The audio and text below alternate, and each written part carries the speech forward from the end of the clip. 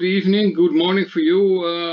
I assume Jericho Brown from the United States. I am not exactly familiar with the place, the location that you are at the moment. You are a writer, a poet, a professor. You were awarded the Pulitzer Prize for Poetry in the US this year. Congratulations. And you wrote a marvelous opinion piece the other day, which I read in The Guardian. And actually, I translated it into Dutch for your information. It's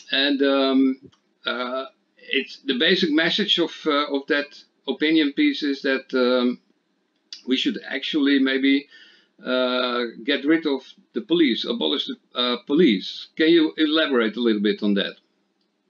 Well, in the United States, the police is an institution that hasn't worked for us for about 100 years. And we know that it hasn't worked because they murder innocent black people. They murder unarmed black people unnecessarily. And in the last 100 years, there are very few times, you could probably count them on one hand, where these murders have come to any justice. The police never get indicted. They're never in a jury proceeding. They never come away with a guilty verdict. It seems that there is very little value on black life when it comes to police officers. So if that's the case and we have that history, if we have the statistics, if we have the data points, if we have the history necessary to look at what the police have done in the past, and we look at the present tense, we look at what is happening right now, then we can sort of see that there's a problem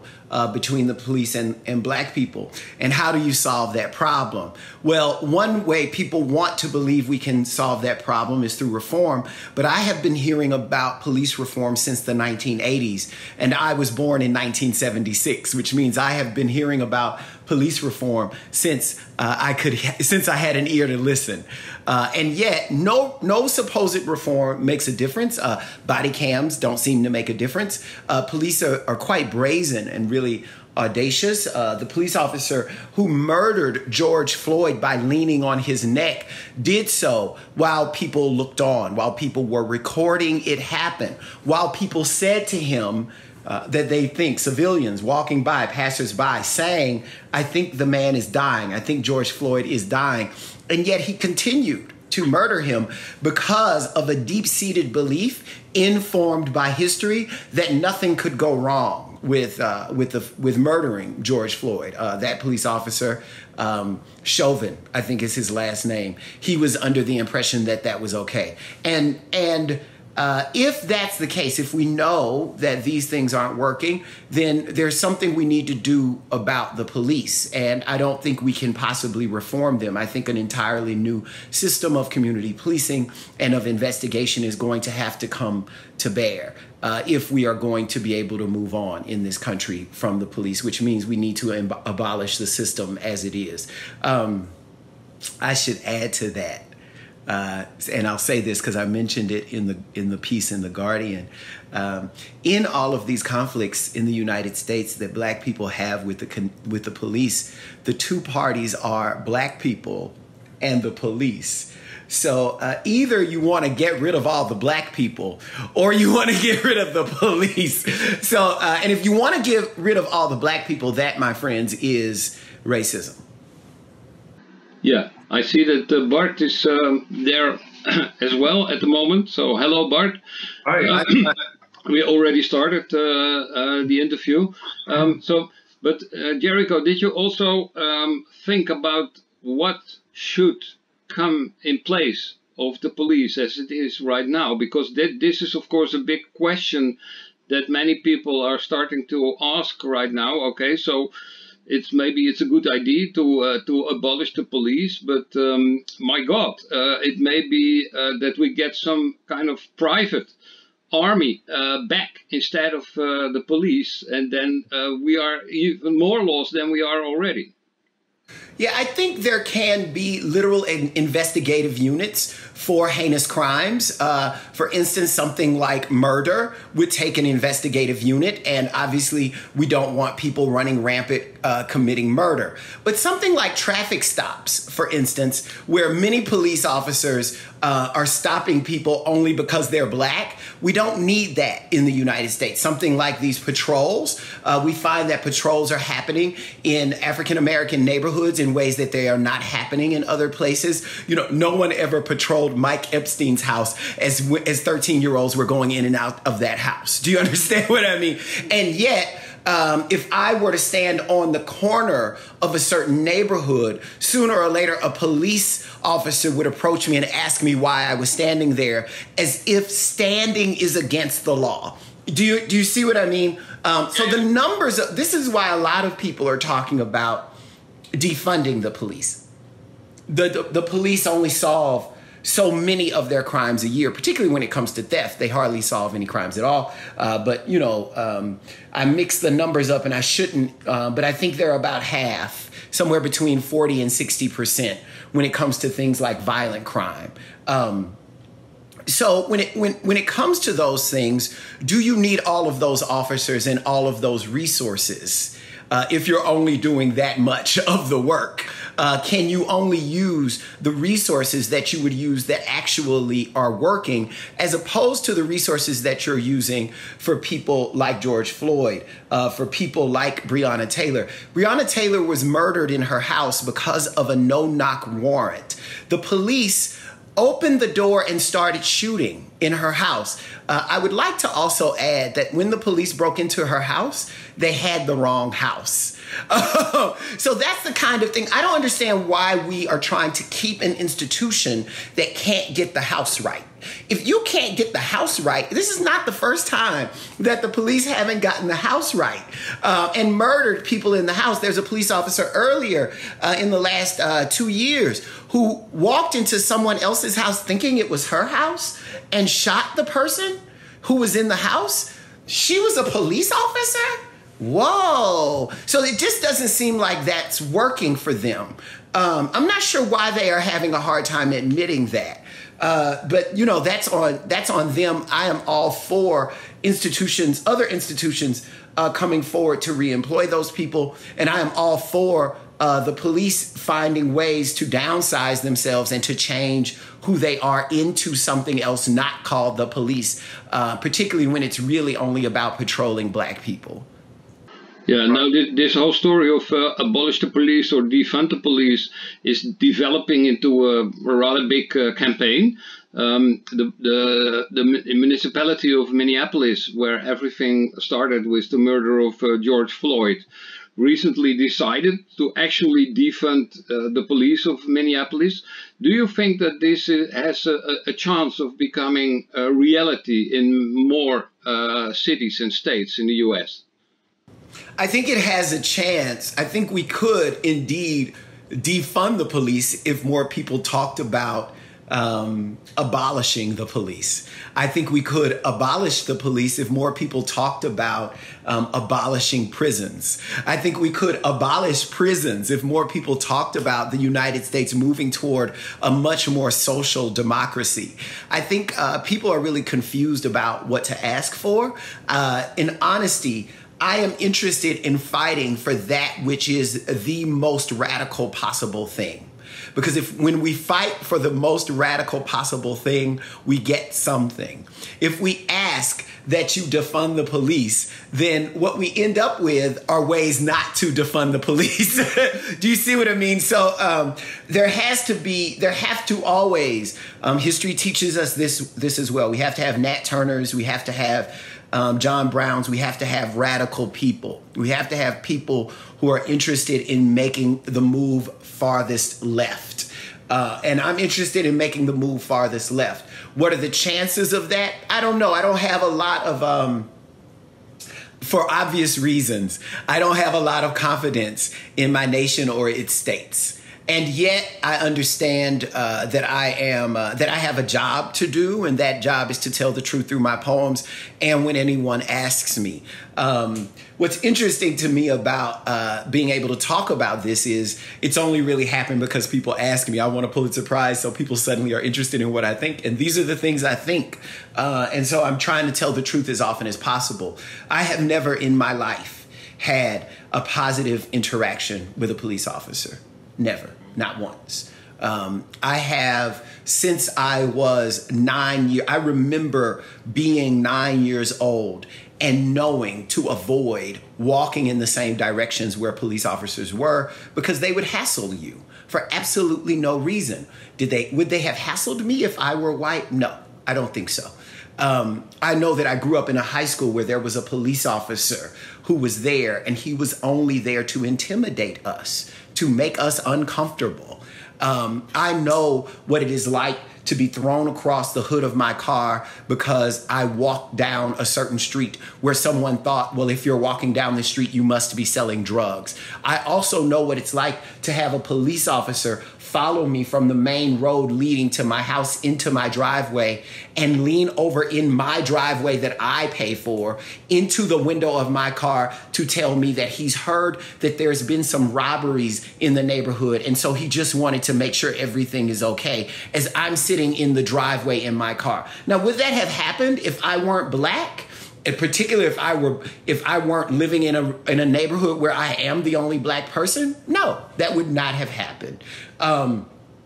So I say all of that to say that I can't answer what the United States will do, what its states or its cities will do.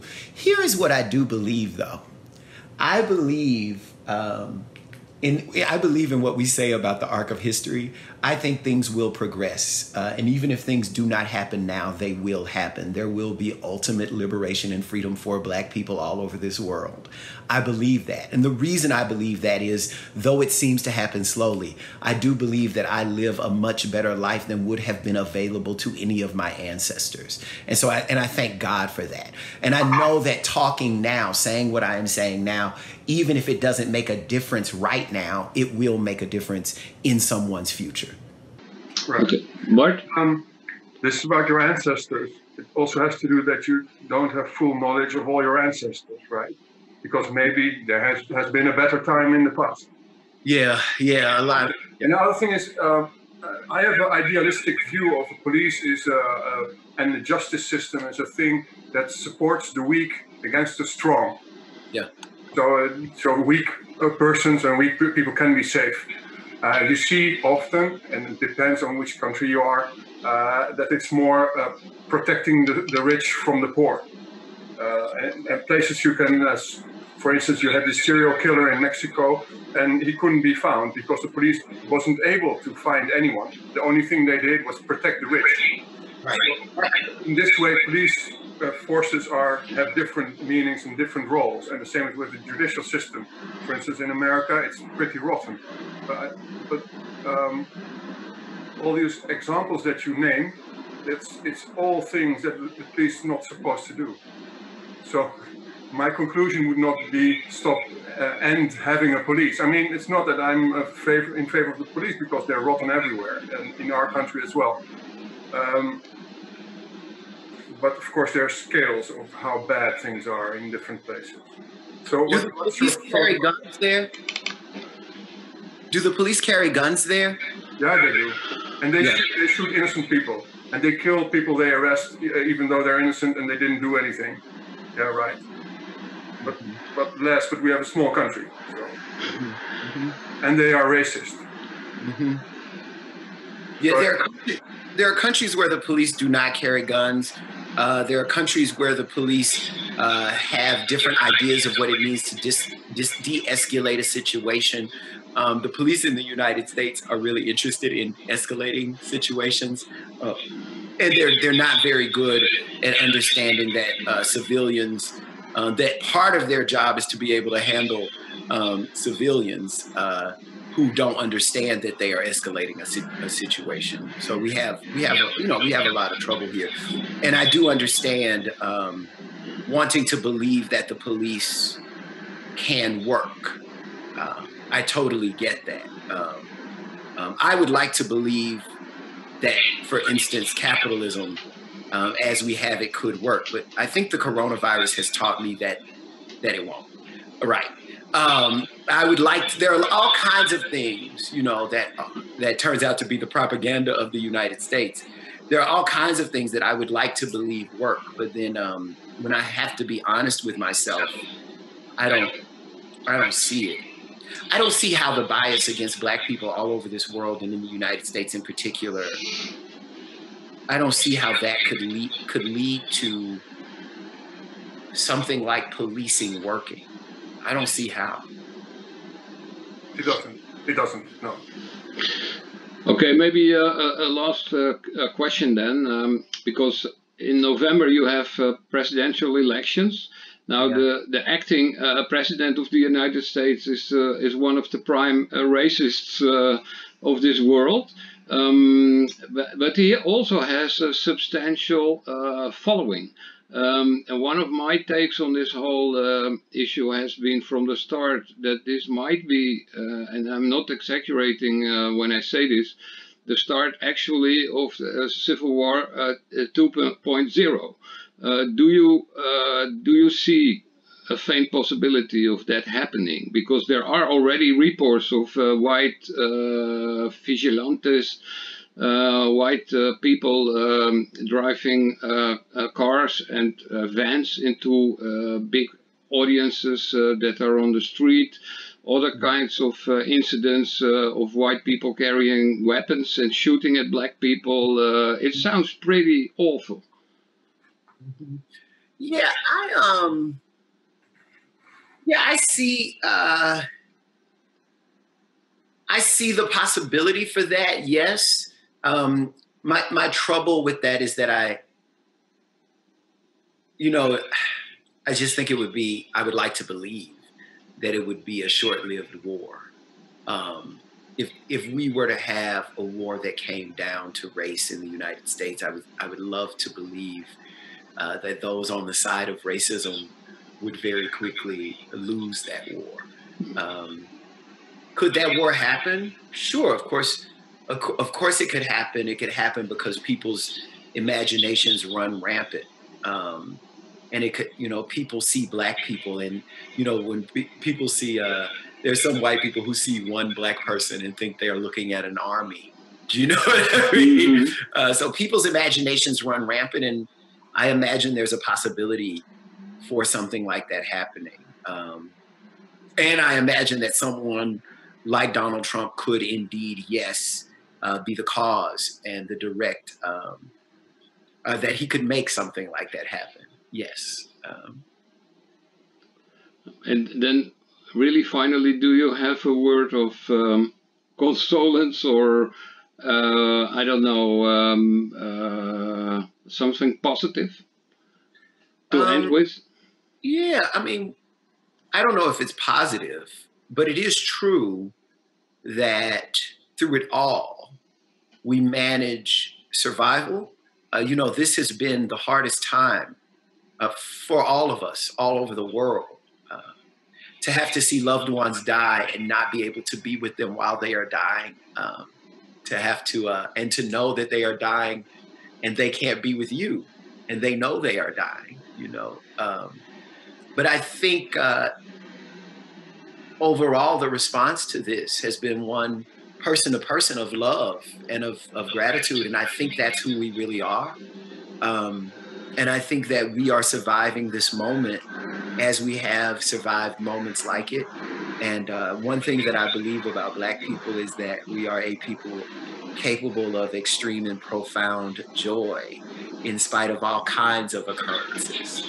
So I am very excited, actually, about this moment, and I'm glad. I send nothing but love to all of the people all over the world who have taken to the streets in protest and who know right from wrong and champion that which is right. Thank you for doing that, and thank you for doing that under so many dangerous circumstances. It means the world, the literal world. So yeah, that's all I can say, finally. Okay. Thank you very much, Jericho, for this interview, and keep up the good work. Thank you. Thank y'all for having me. Y'all have a great day.